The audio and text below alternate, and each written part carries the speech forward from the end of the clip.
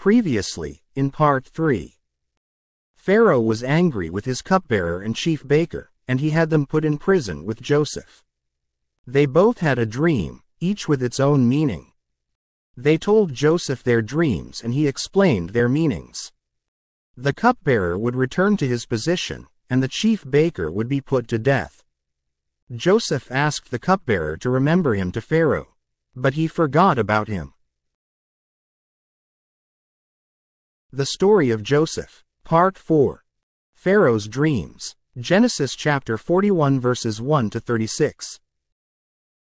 After 2 whole years Pharaoh dreamed that he was standing by the Nile, and behold, there came up out of the Nile 7 cows, attractive and plump, and they fed in the reed grass. And behold, 7 other cows, ugly and thin, came up out of the Nile after them, and stood by the other cows on the bank of the Nile. And the ugly thin cows ate up the 7 attractive plump cows. And Pharaoh awoke. And he fell asleep and dreamed a second time. And behold, 7 ears of grain, plump and good, were growing on one stalk. And behold, after them sprouted 7 ears, thin, and blighted by the east wind. And the thin ears swallowed up the 7 plump, full ears. And Pharaoh awoke, and behold, it was a dream. So in the morning his spirit was troubled, and he sent and called for all the magicians of Egypt and all its wise men. Pharaoh told them his dreams, but there was none who could interpret them to Pharaoh.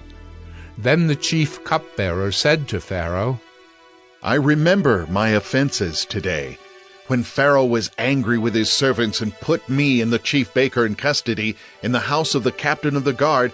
We dreamed on the same night, he and I, each having a dream with its own interpretation. A young Hebrew was there with us, a servant of the captain of the guard. When we told him, he interpreted our dreams to us, giving an interpretation to each man according to his dream. And as he interpreted to us, so it came about. I was restored to my office, and the baker was hanged. Then Pharaoh sent and called Joseph, and they quickly brought him out of the pit. And when he had shaved himself and changed his clothes, he came in before Pharaoh. And Pharaoh said to Joseph, I have had a dream, and there is no one who can interpret it. I have heard it said of you that when you hear a dream, you can interpret it. Joseph answered Pharaoh, It is not in me. God will give Pharaoh a favorable answer. Then Pharaoh said to Joseph, Behold, in my dream I was standing on the banks of the Nile. 7 cows, plump and attractive, came up out of the Nile and fed in the reed grass. 7 other cows came up after them, poor and very ugly and thin, such as I had never seen in all the land of Egypt. And the thin, ugly cows ate up the first 7 plump cows. But when they had eaten them, no one would have known that they had eaten them, for they were still as ugly as at the beginning. Then I awoke. I also saw in my dream 7 ears growing on one stalk, full and good. 7 ears, withered, thin, and blighted by the east wind, sprouted after them.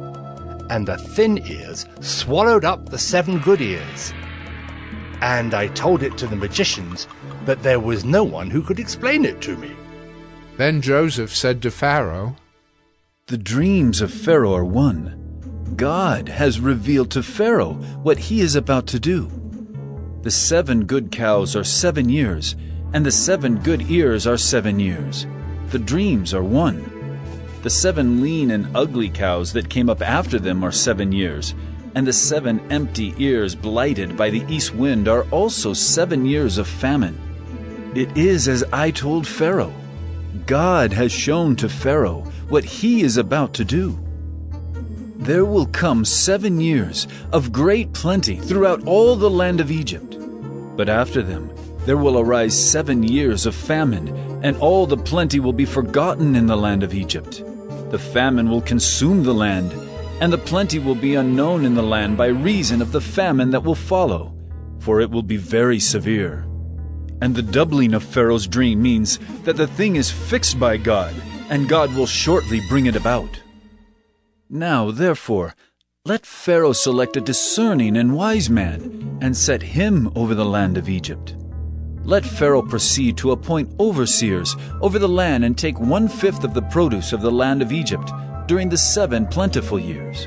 And let them gather all the food of these good years that are coming, and store up grain under the authority of Pharaoh for food in the cities, and let them keep it. That food shall be a reserve for the land against the 7 years of famine that are to occur in the land of Egypt, so that the land may not perish through the famine.